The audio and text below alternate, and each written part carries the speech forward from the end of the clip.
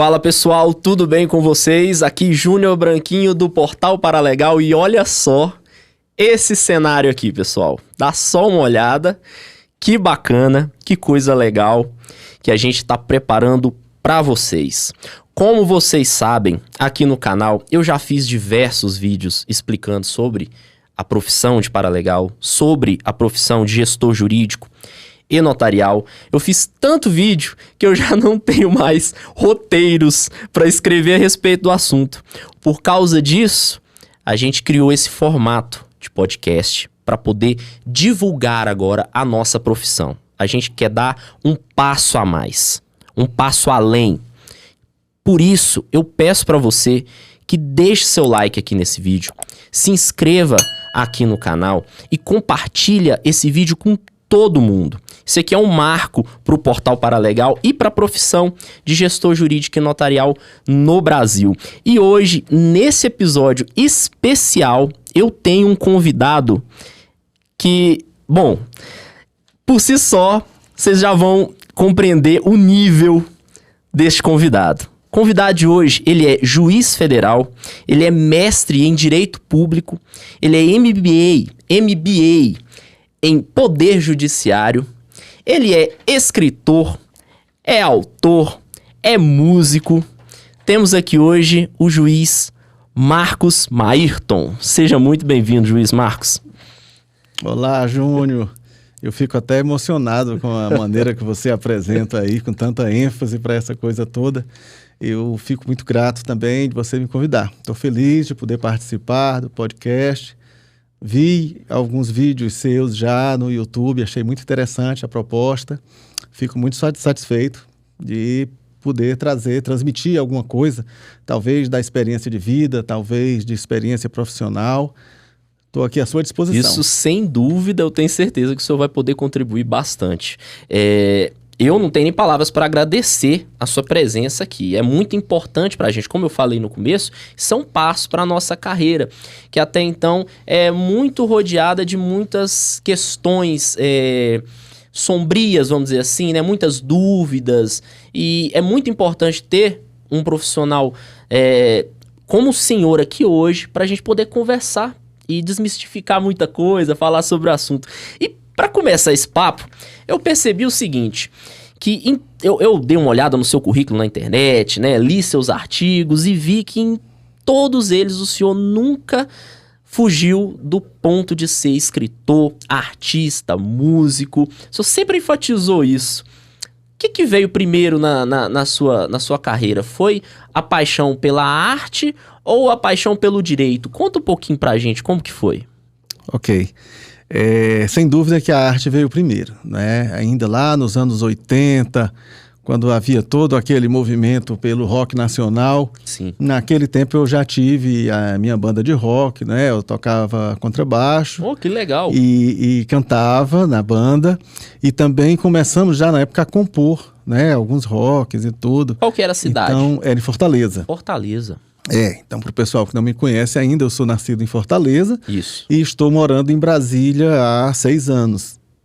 Daqui a pouco a gente explica como é que eu vim parar aqui. Uhum. Mas respondendo à primeira pergunta, foi isso. Então, na época, ali na adolescência, né, dos anos 80, já tinha banda de rock.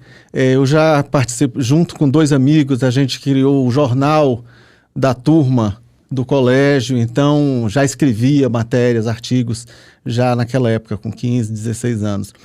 E isso eu nunca parei, nem de mexer com música e nem com a parte literária. Sempre gostei de escrever contos. O senhor sempre fez isso começou com a música e depois com a parte de escrever contos, cordéis, como que foi? Eu comecei, foi mais ou menos tudo na mesma época, né? Uhum. Mas comecei com a música. E logo em seguida já fui passando para a parte da literatura de cordel, certo, que a gente pode também detalhar do que se trata. Tem gente que não conhece bem, né? Conta pra gente, explica pro pessoal. Né? E sempre escrevi também contos e crônicas, isso realmente desde sempre, desde a adolescência. Especificamente a literatura de cordel sempre chamou assim, mais atenção, porque é uma literatura muito específica, ela é muito desenvolvida no Nordeste, mas atinge o Brasil todo, que é uma linguagem toda rimada e metrificada. Sim. Então, chama muito a atenção das pessoas como é que a gente consegue contar histórias, fazer verdadeiras narrativas, sempre naquela linguagem rimada e metrificada, como as antigas poesias épicas, né? E se eu não me engano, o nome cordel é porque elas ficavam penduradas numas cordinhas, assim, ou não? Essa é a versão, né? É a teoria predominante, é essa, que ficavam pendurados nos cordões, que eram chamados de cordéis. Certo. Mas há quem discorde disso e diga que não, isso não era exatamente isso. Mas é a versão predominante, certo. E como que foi essa... Quando foi que você parou e pensou assim, não, agora eu vou estudar direito? Como foi isso? Isso é uma história muito interessante, porque na época que eu fiz o vestibular, lá nos anos 80 ainda, para o curso de Direito... Em Fortaleza. Em Fortaleza. Certo. Eu trabalhava em um banco como programador. Então, assim, nos anos 80, era bem rara essa profissão de programador de computadores. Opa! Não é? Mas eu já era programador. Caramba! E tinha vontade. Mas, embora eu fosse programador, eu gostava mesmo era de escrever, não é? E falando com um colega de trabalho, um amigo que era jornalista, eu comentei com ele, né? Eu digo, olha, eu gosto de escrever, então eu não queria fazer vestibular para a área técnica que eu trabalho, que na época eu poderia fazer ciência da computação, Sim. processamento de dados, mas eu já gostava de escrever e conversei com esse amigo jornalista, né? E ele disse, olha, para você escrever, ou você vem ser jornalista, ou vai ser advogado, que advogado tem que escrever as petições e tal. E eu examinei as duas profissões e vi que eu me identificava mais com a parte do direito. Sim. Na época, nem passava pela minha cabeça de ser juiz. Eu queria fazer o curso de direito para me tornar advogado, que eu achei bonita a profissão do advogado. E aí foi assim. Continuei trabalhando como programador enquanto fazia o curso de direito. No final, quando eu me formei em direito, eu tentei juntar as duas coisas. E o meu primeiro trabalho como advogado, ele foi num escritório onde eu fui até lá, escritório do meu amigo Samuel Facó, até hoje somos grandes amigos. Eu fui ao escritório de Samuel para instalar um programa de gestão de processo. Olha, eu estou achando interessante. Legal! Porque a história bate com a questão da sua, né? Sim, a gente vai chegar nesse ponto da questão da gestão. Então, olha que interessante. Isso, a primeira vez que eu entrei no escritório de advocacia foi para trabalhar com gestão. Eu já era formado em Direito, mas eu testei alguns softwares de gestão de processos, escolhi lembro até que era de uma empresa de Curitiba, mantive contato com a empresa, disse, olha, eu posso vender o programa de vocês aqui em Fortaleza, a gente acerta uma comissão, uma coisa assim. Eles gostaram da ideia. Sim. E eu fui no escritório de advocacia de um advogado amigo, né, dizendo, olha... Que ano foi isso? Isso foi 1995. Caramba. Não, é só para fazer um adendo, porque, olha só, em 95 já tinha gestão nos escritórios, o pessoal já tinha essa noção. E hoje tá mais forte ainda, mas nessa época eu tô surpreso, porque eu não sabia que antigamente tinha essa preocupação com a gestão dentro do escritório. Tô surpreso. Vou te falar que praticamente não tinha. Mas como eu vinha da área de informática e entrando na área do direito, eu percebi que havia esse espaço. Sim. Né? Então eu percebi que havia o espaço, né? Como eu falei, eu trabalhava num banco e à medida em que eu fui me formando em Direito, eu fui me aproximando da área jurídica e fui percebendo que realmente havia um espaço ali para as coisas serem informatizadas, era a palavra que a gente utilizava na época, né? Então, o que aconteceu? Fui ao escritório desse amigo, né, com essa proposta. Digo, olha, minha proposta é instala o programa, faço a gestão dos teus processos e uso o teu escritório como vitrine para vender o programa em outros escritórios. Né? Então, foi a primeira vez que eu entrei no escritório de advocacia, foi dessa maneira. Mas aconteceu um fato, assim, eu não sei se a gente pode chamar de coincidência, né? As coincidências da vida. Cheguei no escritório e ele disse, Maírton, eu quero ver o teu programa, mas eu tô com 2 contestações trabalhistas para fazer e eu só tenho tempo para fazer uma e eu preciso fazer a outra. Você saberia fazer? Eu digo, olha, eu nunca fiz, eu tinha acabado de receber a carteira da OAB. Uhum. Eu digo, olha, eu nunca fiz uma contestação de verdade, eu só fiz para fazer a prova, né? Mas se você me der aí 2 dias, eu aprendo. E ele deu esses 2 dias e eu trabalhei 3 anos no escritório dele e acabei que nunca implantei o sistema. Porque nunca implantei, porque eu... O senhor poderia ter sido um dos precursores, imagina só. Poderia. Né? Realmente. Poderia. Mas não foi em vão, né? A carreira em si só foi decolando. Não foi em vão. Né? Na verdade, eu fiz essa contestação e nós ganhamos a estação, inclusive, ganhamos. E ele, quando leu a contestação, né, ele olhou assim para mim e falou: o teu negócio é advogar, não é fazer programa, não. Se você quiser trabalhar comigo aqui no escritório, eu estou precisando muito. A gente vai só ajustar como é que tu vai participar nos honorários. E acabei ficando, né, 3 anos nesse escritório. E o senhor advogou só por 3 anos ou advogou mais tempo até fazer... até pensar em fazer a prova de juiz? Como que foi isso? O meu período todo de advocacia foi algo aproximadamente em torno de 7 anos. Porque eu advoguei esses 3 anos, né, no escritório do meu amigo. Acabei me tornando, inclusive, sócio já no último ano, mas depois tive que sair porque veio a época dos concursos, né? Então, na época... surgiu uma oportunidade de fazer um concurso para procurador do Banco Central. Certo.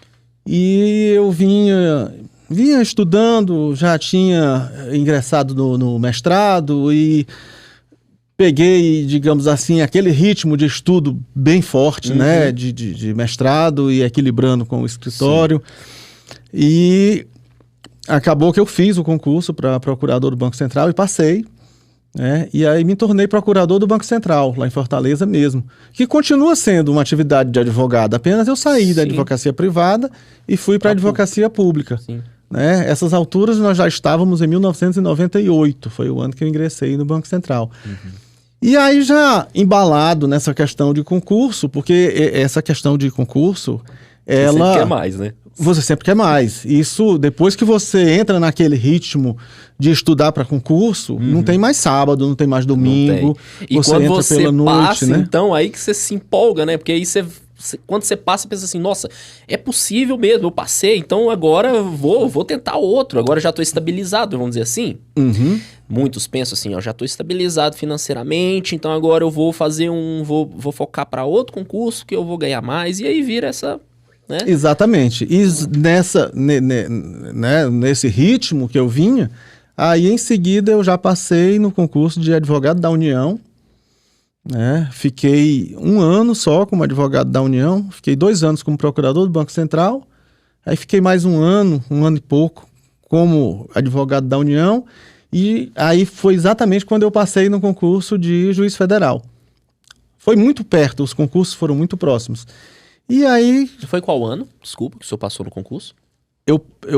De juiz federal? Isso. Esse foi um concurso que demorou entre uma fase e outra. O concurso começou em 99 e terminou em 2001. Nossa. Então, acabou que em 2001, aí eu já tomei posse como juiz federal. Né? E como são as fases? Eu tenho uma dúvida. Como que é a fase para você tomar posse? No caso, você passa na prova escrita, né? Na objetiva, se eu não me engano, né? Era objetiva. Eu acredito que hoje esteja hoje ainda... Mudou. Hoje eu acho que é um pouco diferente. Na época eram várias fases. Eu me lembro que tinha uma primeira fase de questões objetivas. Quem atingia a partir de 60% das questões ficava classificado para fazer a parte subjetiva, as questões escritas. Sim. E aí foram 2 provas escritas. Uma prova eram 2 questões para responder e uma dissertação sobre um determinado tema. A segunda prova escrita eram mais 2 questões e uma sentença para você escrever também. Quem fosse aprovado nessa fase ia fazer a prova oral. Mas eu não sei se continua tendo. Na época que eu fiz, antes da prova oral, havia ainda um curso, no caso era o TRF5, né, que é em Recife, então só para o pessoal que está assistindo e que não está a par da coisa, a Justiça Federal, ela se divide em 5 tribunais regionais. Foi criado agora o 6º, né, que funcionará em Belo Horizonte, né, vai pegar todo o estado de Minas Gerais.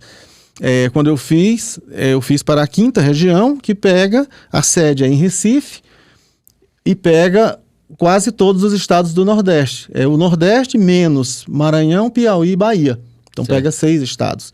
Então eu, estando em Fortaleza, concorri.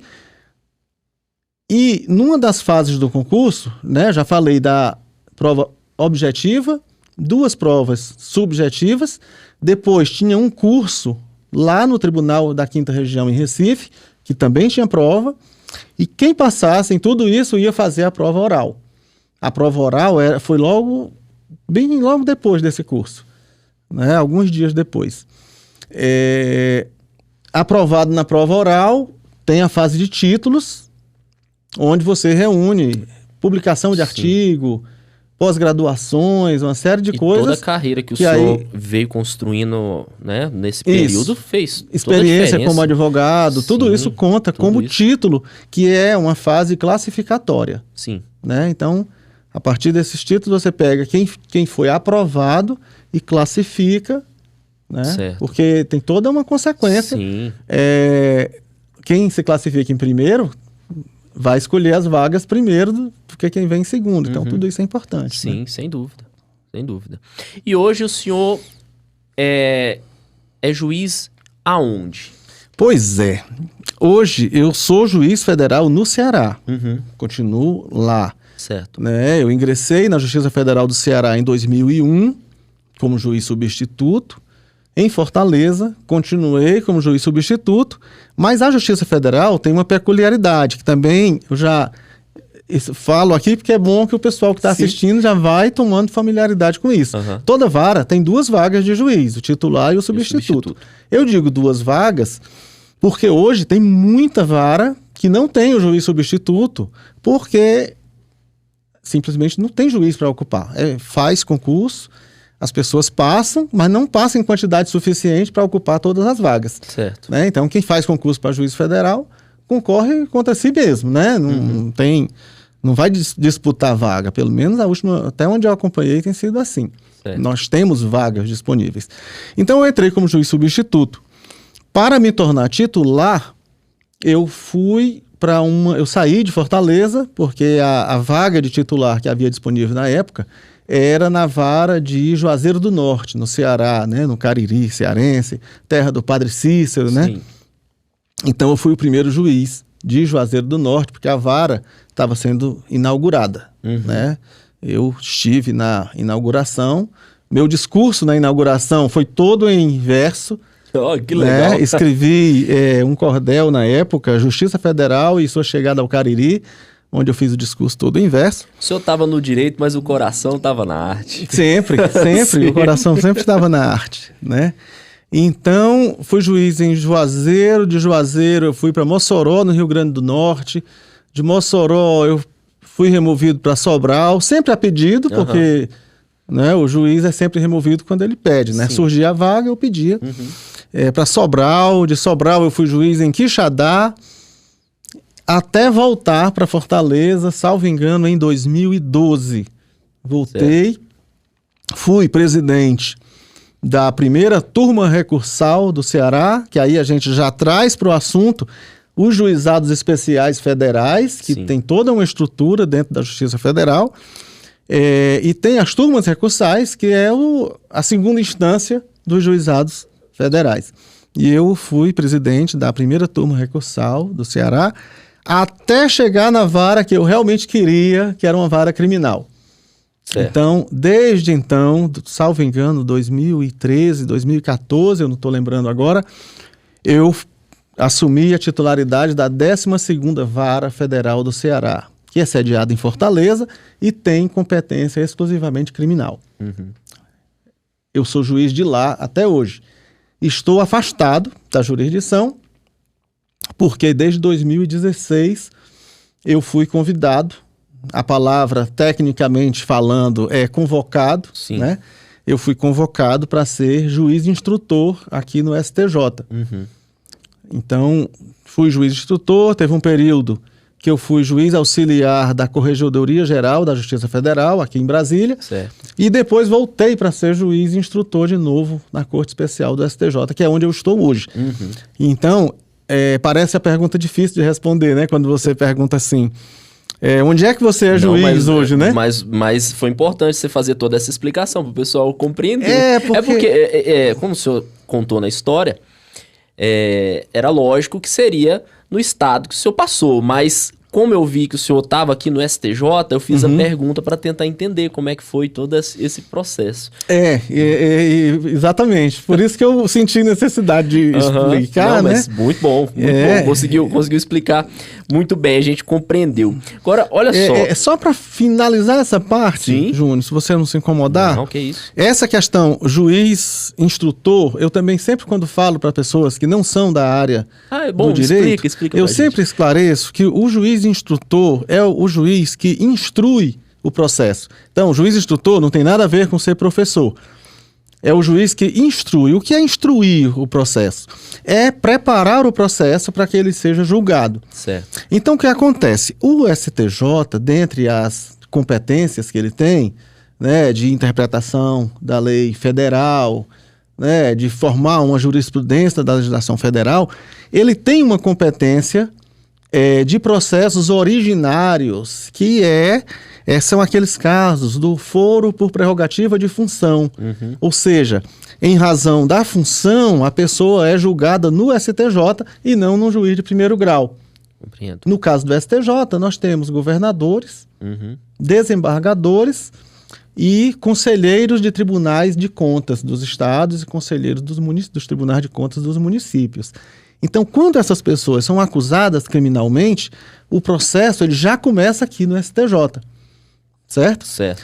Ele é julgado pela chamada Corte Especial do STJ, que são os 15 ministros mais antigos do STJ que julgam. É o grau máximo que tem dentro do STJ, depois eu explico como é que funciona a estrutura interna do STJ. Então, o que acontece? Esses juízes, esses 15 juízes mais antigos, eles têm processos originários que precisa fazer audiência, precisa examinar documentos. Às vezes acontece busca e apreensão, operação da Polícia Federal. Eu já tive a oportunidade de participar de operação da Polícia Federal dentro de um tribunal, por exemplo. O ministro aqui dá uma ordem, né? Ele dá uma ordem judicial e a Polícia Federal vai no tribunal e faz apreensão de computador, por exemplo, o que for, né? Certo. Então, o que acontece?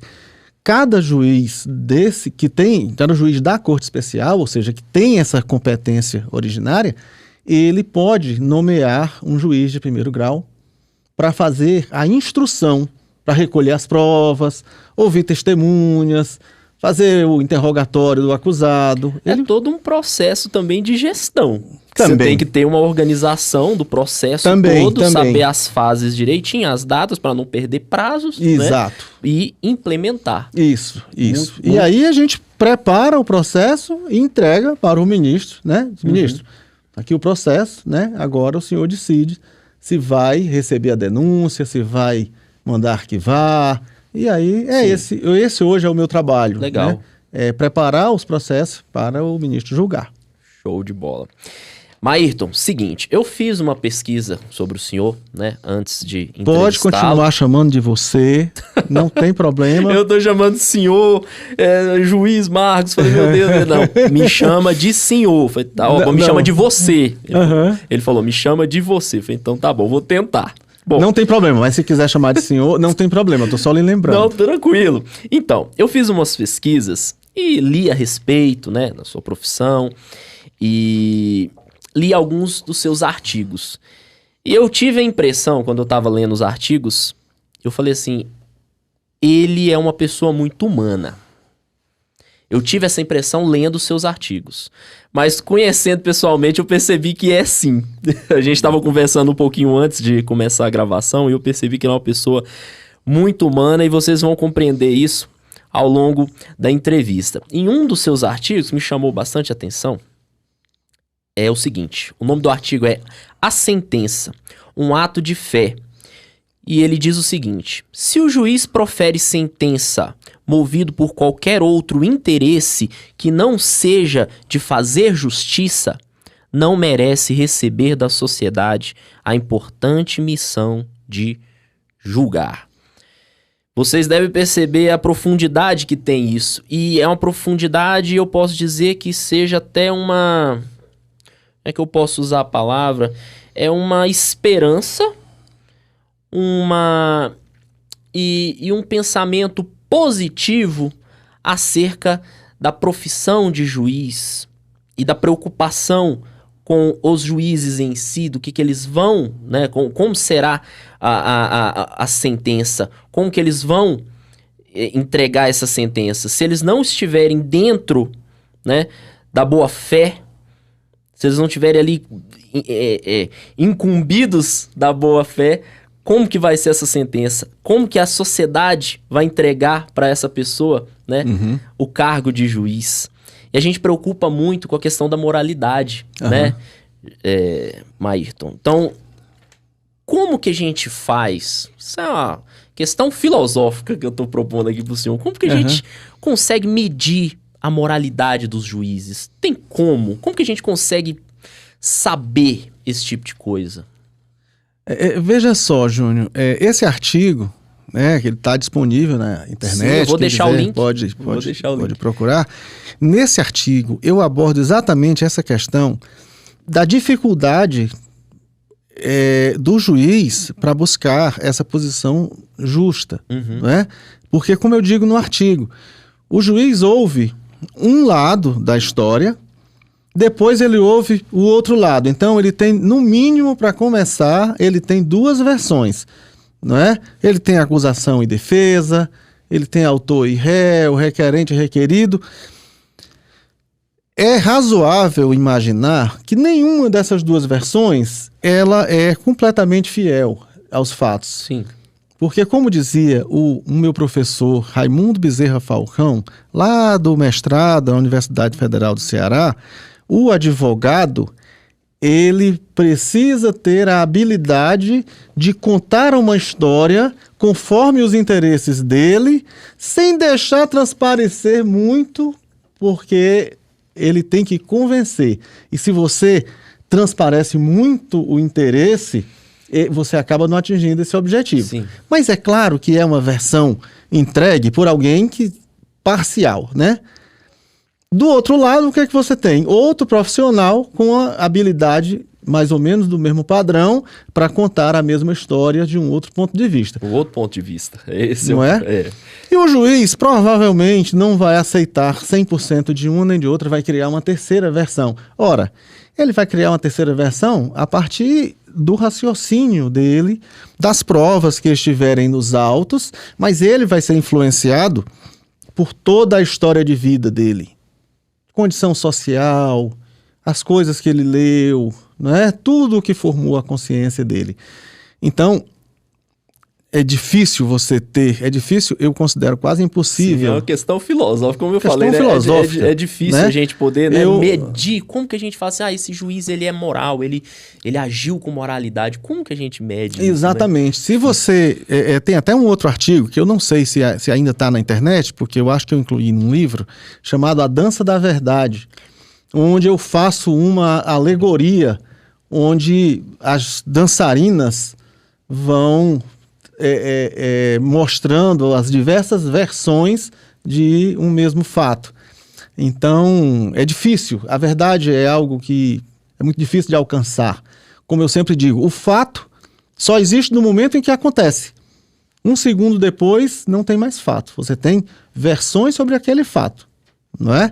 Então, é uma questão realmente filosófica profunda. Sim. No caso do juiz, ele ainda tem que procurar uma norma jurídica que se adeque àquele fato, não é? Então, Se ele não estiver realmente imbuído de fazer justiça, se ele estiver imbuído de fazer justiça, o risco de ele cometer um erro e causar uma distorção é muito grande. Se ele não estiver imbuído, então com certeza ele vai errar mesmo. Pois né? É muito difícil esse controle da moralidade. Sim, eu sempre penso, eu tento, quando eu tenho algumas questões desse jeito, eu tento ir lá atrás e pensar assim, olha, vamos ver aqui. Concurso público, por exemplo, o senhor descreveu bem as fases do concurso, só que eu percebo que os concursos públicos, eles preparam a pessoa mais capacitada, né, teoricamente, para determinado caso. Mas eles não se preocupam, pelo menos eu sinto isso, com a questão do dom. Se essa pessoa que está passando o concurso, ela tem de fato dom para exercer essa profissão da forma correta que ela deve exercer. Por exemplo, né, concurso para polícia. Às vezes tem policial que passa a pessoa passa no concurso e não sabe nem o que vai enfrentar na frente. Ela está passando, pensando exatamente só no dinheiro, no salário. Ela não sabe que ela vai ter que correr atrás de bandido, ela não sabe que ela vai ter que trocar tiro, ou não pensa nisso. E quando tá lá dentro, acaba se tornando um mau profissional. Então, é verdade. O senhor acha que teria alguma forma, dentro do questão do meio público, do concurso, alguma forma de medir isso, de saber o dom da pessoa, se a pessoa tem o dom para exercer aquilo ali mesmo? Olha, eu acho praticamente impossível isso, né? fazer essa medição já no nível do concurso. Porque quem tem que fazer, Júnior, essa medição é a pessoa. Perfeito. Sabe? Quem tem que fazer é você, na hora de escolher a sua carreira. Bom senso, né? Ter o bom senso. Não é? Se você é alguém, você deu o exemplo da polícia, se você é alguém que se sente à vontade manuseando uma arma, se você é alguém que quer algo que se expõe a um risco maior, você vai se sentir seguro, né? Para fazer um concurso para essa área, né? Para essa área. Por exemplo, quando antes de me graduar em gestão de serviços jurídicos e notariais, eu estava estudando para concurso público. Mas desde o começo eu parei e pensei assim, qual é a área que eu mais me identifico? Eu não vou... Na época tinha concurso para polícia, eu falei, eu não quero ser policial, né? Eu já imaginava à frente. Porque eu via um monte de funcionário público, você chega nesses órgãos públicos e o pessoal às vezes está ali mal-humorado, te trata mal, eu percebo assim, essa pessoa passou no concurso e às vezes ela nem queria estar aqui, passou só pela questão do salário, eu não quero isso para mim, eu pensei. Falei, se eu for passar num concurso, eu for estudar é porque eu quero mesmo atuar nessa área. E aí, desde o início, eu já decidi, eu quero ir pro judiciário ou pro legislativo, é um dos dois, é esses dois que eu quero. E aí eu foquei, né, fiz o concurso do Ministério Público da União, na época fiz o concurso ali da Câmara Legislativa, do DF também, só que depois que eu entrei na graduação em si, eu me apaixonei pela área, e o resto é história, mas desde o começo eu sempre tive essa visão, e eu percebo que infelizmente o pessoal não pensa assim, eles pensam mais na questão do dinheiro. Só que o pessoal precisa compreender que depois que você passar, você vai ficar anos nessa profissão. Exato. Não é só o dinheiro que Exatamente. Né? O dinheiro é bom? É claro que é bom. Muito bom ter uma certa estabilidade, né? O emprego público, ele dá dois tipos de estabilidade. A estabilidade propriamente dita, você dificilmente vai ser demitido. Sim. E essa estabilidade financeira, que você não vai ficar rico, mas também não vai passar dificuldade, necessidade. Sim. Né? Então, essa estabilidade atrai muita gente. Mas já que atrai, eu acho que a pessoa deve, pelo menos, procurar uma carreira com a qual ela se identifique melhor. Né? Eu sou muito contador de histórias, né? Por isso que eu escrevo tanta crônica. Você está no lugar Mas certo. Veja só, Júnior, você falando dessa questão da escolha da profissão, a minha própria escolha para me tornar juiz, ela foi influenciada por um colega que advogou do outro lado, contra mim. Nós advogamos um contra o outro e ele passou no concurso de juiz antes de mim. Porque ele advogava, mas... né, assim, conversou comigo e revelou que advogava, porque tinha que ter, né, a profissão, mas tinha vontade mesmo era de ser juiz, né? Então, o que aconteceu? Esse colega, nós nos conhecemos no mestrado da Universidade Federal do Ceará, E um certo dia, ele chegou para mim e falou, olha, tem um processo que nós estamos advogando um contra o outro. Aí eu digo, e tal, e qual é o processo? Aí ele falou, eu fui ver, realmente era mesmo, né? Sim. Realmente era mesmo. E isso, de forma alguma, diminuiu a nossa amizade e também, de forma alguma, diminuiu a nossa vontade de ganhar a causa, né? Sim. Então, o que aconteceu? Esse amigo, ele passou no concurso de juiz federal. A gente perdeu um pouco do contato, porque terminaram as disciplinas do mestrado, né? E um dia, eu, ainda como advogado, fui à Justiça Federal tinha entrado com uma ação para pedir uma liminar. E quando cheguei lá para despachar com o juiz para pedir a liminar, o juiz era ele, né? Bacana. Não é interessante? Sim. O juiz era ele. E ele me recebeu, fui com alegria, porque éramos amigos e ele, né, há muito tempo não nos víamos. E ele recebeu e depois de tratarmos do assunto jurídico, né, ele falou assim para mim, ele disse, olha, vou te falar uma coisa, você devia vir para cá. Eu digo, para cá como? Ele disse, para o lado de cá do balcão, porque desde o tempo em que a gente advogou um contra o outro, que eu vejo em você um perfil de magistrado. Sim. E aquilo ficou na minha cabeça, sabe? Eu digo, meu Deus, será? Eu digo, eu gosto de advogar, eu gostava de advogar, né? Mas ficou na minha cabeça. Eu digo, puxa vida, para uma pessoa que eu conheço tão superficialmente dizer isso, e ele conhecendo da profissão, não é qualquer coisa. Sim. Isto foi fundamental para que eu me inscrevesse no concurso seguinte.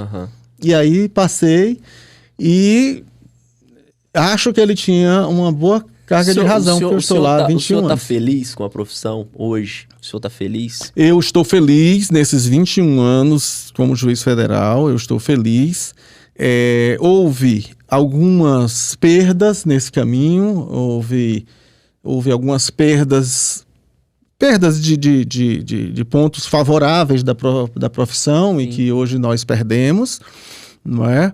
Mas eu me sinto muito bem como juiz. Então eu acho que a dica foi boa. Sem abrir mão de me aposentar, é um plano que eu tenho, me aposentar ainda com a idade que me permita voltar à advocacia. Eu ainda tenho... O senhor ainda quer voltar a advogar? Eu quero voltar a advogar. Legal. Eu comecei a trabalhar muito cedo, eu já fiz as contas, dá para eu me aposentar com idade ainda para advogar e mais de 10 anos, então eu pretendo voltar para a advocacia. Que bacana. Então, vamos conversar a respeito. Uma coisa que eu queria perguntar para o senhor é o seguinte. O Brasil, ele é um país com uma carga judicial muito grande. Sim. Judicialização, né? A gente pode usar essa palavra. De processos. Muitos processos. E... o que o senhor acha que a gente poderia fazer para diminuir essa carga de processos? Pois é, Júnior, isso é uma questão tão complexa. Porque assim, o pessoal, ele hoje, você bateu num carro, bateu na traseira de um carro, processo. A vizinha tá reclamando do som alto, processo. É tudo processo. O que a gente faz para mudar isso? É verdade. Veja só para ilustrar isso que você acaba de afirmar e mostrar que realmente é fato, antes de vir para a nossa conversa, eu dei uma olhada na quantidade de processos que o Superior Tribunal de Justiça, né, o STJ, julgou ano passado, 2021. E o STJ julgou mais de 500 mil. Nossa! Processos. Eu tenho alguns dados aqui, né? Se eu quiser eu posso Agora, estar falando aqui. Julgou mais de 500 mil e entraram novos mais de 400 mil. Caramba. Então, é muito processo e isso chegando no nível de tribunal superior.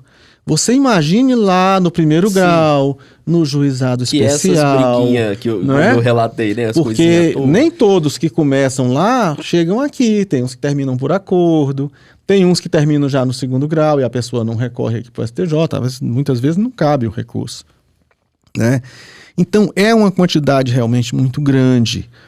E penso eu que o nosso judiciário, ele tem escolhido o caminho de buscar eficiência para dar atendimento a essa demanda toda. né? É tanto que você ter uma ideia, você citou no começo, né, que eu tenho MBA em Poder Judiciário. Sim. Eu fiz esse MBA, que na verdade é um MBA em Gestão do Poder Judiciário. Eu fiz esse curso em 2006, durou 2 anos, 2006 e 2007, né? Então veja que na época a gente já participando de MBA para melhorar a gestão, para dar conta, né? E nesse período veio o processo eletrônico. Se nós não tivéssemos o processo eletrônico hoje, eu não sei como a gente sobreviveria com essa carga gigantesca. Então eu penso que para diminuir essa carga, o passo deve ser antes de chegar ao judiciário. Perfeito. Deve ter mecanismos que façam isso antes de chegar. Eu sei que hoje já tem muita coisa que resolve através da arbitragem, não é? Sim, da negócios, negócio de grandes empresas isso, que resolve pela arbitragem. Isso. A mediação, eu sei que também é um mecanismo que tem ajudado. Porém, eu percebo que não tem divulgação. Eu percebo o seguinte, na minha opinião, é que o pessoal, eles tentam tratar o problema sem ir direto na fonte do problema. Eu acho que a fonte do problema é a cultura. É a cultura da judicialização. Que a gente precisa primeiro educar o cidadão. O seguinte, olha, meu amigo, minha amiga, você não precisa entrar na justiça por qualquer coisa. Você tem algumas figuras que podem lhe ajudar nesse processo sem a necessidade de você levar para o judiciário. Temos aí o mediador extrajudicial, temos o conciliador, temos o árbitro. Exato. Só que eu não vejo essa divulgação, eu não percebo um incentivo do poder público e de todas as... Por exemplo, os advogados. Os advogados também eu acho que deveriam fomentar esse tipo de advocacia extrajudicial. Esse nome está crescendo bastante.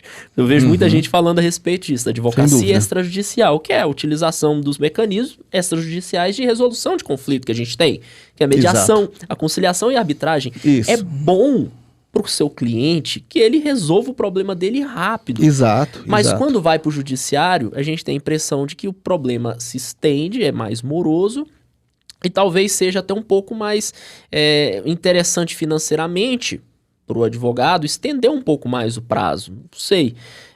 Mas se a gente trata isso com brevidade, a gente pega as pessoas e consegue resolver o problema antes de chegar no judiciário, para mim é mais interessante. Mas o que eu percebo no Poder Judiciário em si, como o senhor falou, eles estão encontrando mecanismos para tratar do processo com rapidez. Exatamente.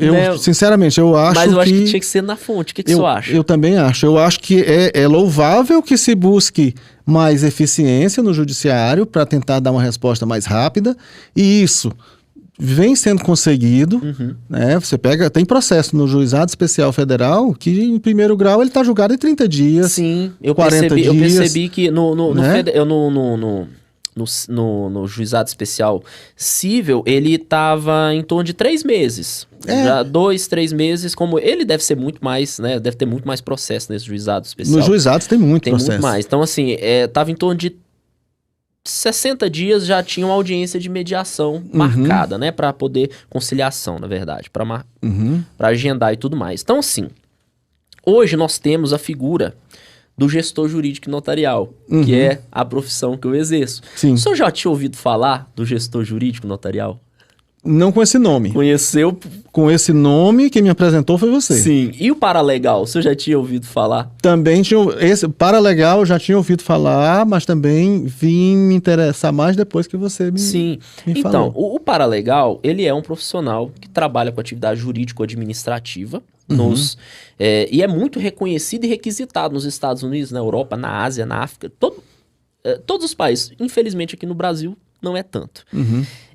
Mas agora, com o surgimento dessa graduação, que forma profissionais aptos para atuar nessa área, nós estamos aqui até hoje divulgando essa profissão, porque a gente acredita que nós podemos ser profissionais-chave para a resolução desses conflitos na via extrajudicial, porque nós também podemos atuar como mediador extrajudicial, como árbitro extrajudicial, e entre outras áreas que a gente pode estar auxiliando. Na verdade, esse profissional, ele é formado para atuar na gestão jurídica.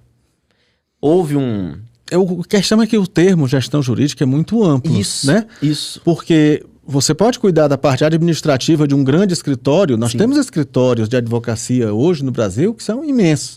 Tem centenas de advogados. Sim. Então precisa ter um gestor para administrar esses processos todos. A entrada do processo. Controlar prazo, que é uma coisa que para o advogado é um tormento. Contratos, né? Também. Elaborar minuta de contrato, tudo isso precisa realmente de alguém.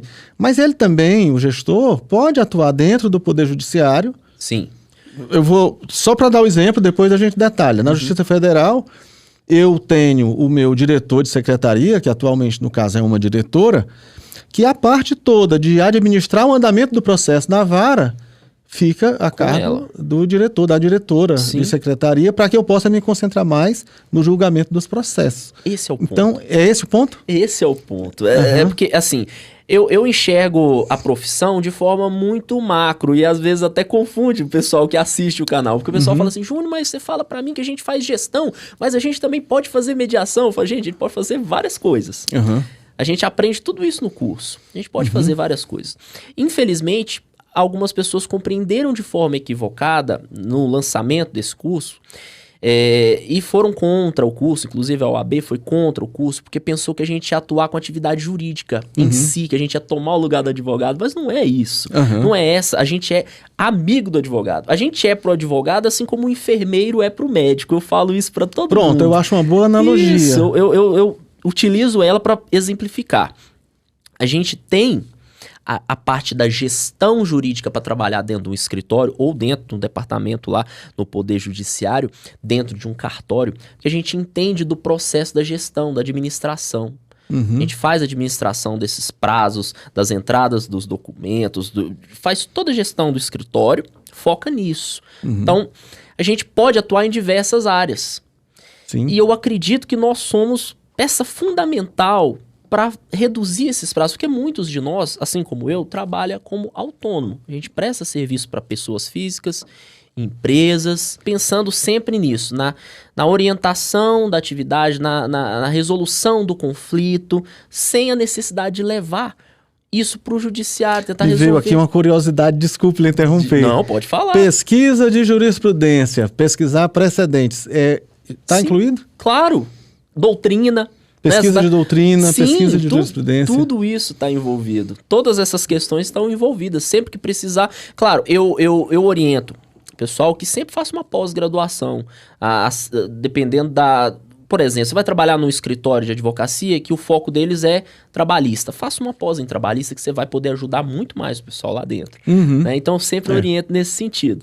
É muito amplo, né, a área do direito e tudo mais. Então, a gente vai poder ser mais eficiente nesse ponto. O que o senhor acha desse profissional? Do gestor jurídico notarial? Depois que eu te expliquei, o que o senhor acha desse profissional? Não, eu acho ele fundamental. Sinceramente, não é porque você que está me dizendo não.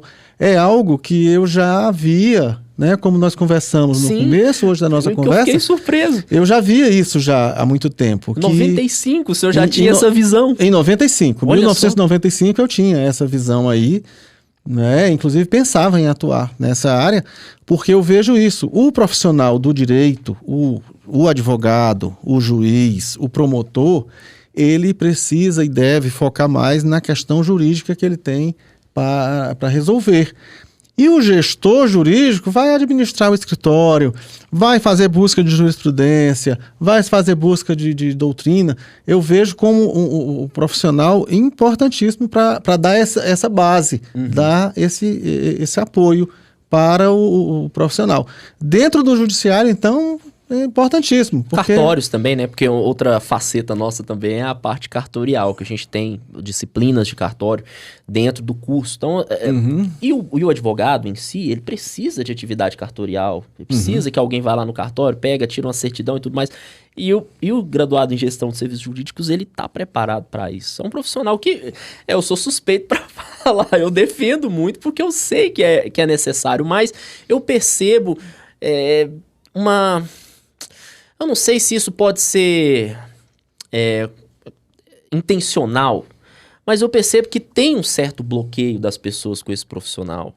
O que o senhor acha? Por que o senhor acha que existe esse bloqueio? Eu acho que esse bloqueio, né, ele é decorrente mesmo dessa preocupação dos profissionais do direito com uma possível perda de mercado. Sim. Mas essa preocupação ela me parece infundada, porque as atividades, elas são perfeitamente identificáveis. É claro que em tudo no direito tem aquela zona cinzenta, né? Que pode ser que um faça, pode ser que o outro também faça, Sim.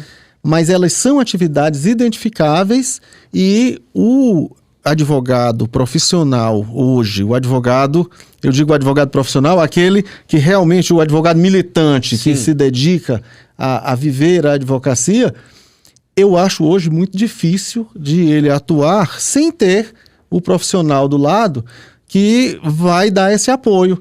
Porque, veja só, o processo é todo eletrônico, meu amigo. Tem versão nova do PJE toda hora, né? Tem versão nova do PJE. Quem vai alertar o advogado que houve uma mudança na versão do PJE e que agora ele precisa incluir determinado dado, me parece que seja o paralegal. Sim. Então, eu acho que não há... Eu acho, sinceramente, que é uma questão de tempo para que esse profissional vá ocupando esse espaço e se afirmando no mercado. Alguns advogados falam o seguinte... Pra que eu vou contratar esse cara que ficou 2 anos na faculdade, sendo que eu posso contratar um bacharel em direito? Sempre é essa pergunta. Uhum. Mas que eu até explico pro pessoal que me segue. Vocês não podem falar pro advogado que vocês vão trabalhar com atividade jurídica. Vocês não trabalham com atividade jurídica. Vocês trabalham com gestão.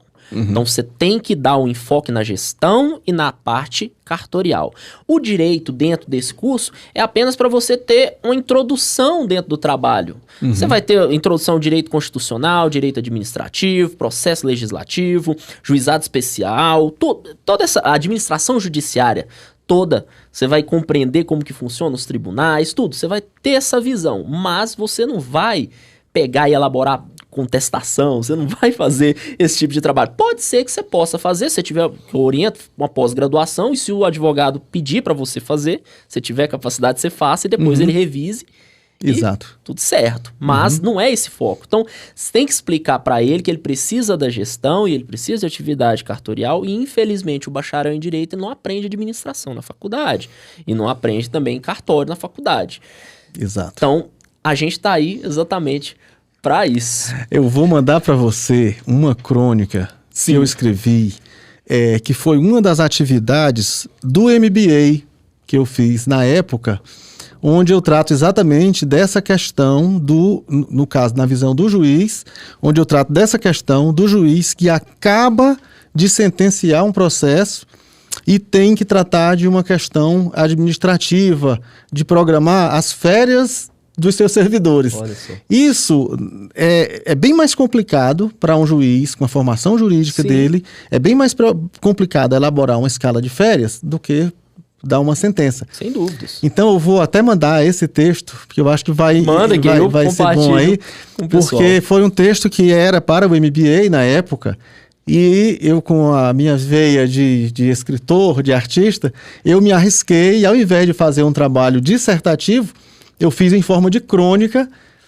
narrando o dilema desse juiz que precisava ser julgador e gestor ao mesmo tempo. Então eu acho que essa crônica, ela demonstra muito claramente o que é esse dilema Pronto, o título da crônica é O Dilema do Juiz Gestor. É mesmo? Olha aí. Então é exatamente bem no foco do que você falou. Não, legal. Juiz Marcos, o tempo, infelizmente, acabou. Voou, passou muito rápido. A conversa estava muito boa. Por mim, eu ficava aqui 2, 3 horas com o senhor, mas sabemos que o senhor tem compromisso agora, então foi um prazer. Não tem problema. Não encerre antes de passar o link para o pessoal adquirir meus livros pela internet. Exatamente. Né? Fala um pouquinho mais sobre os livros que o senhor já tem lançados, sobre o CD, né? O CD também está disponível?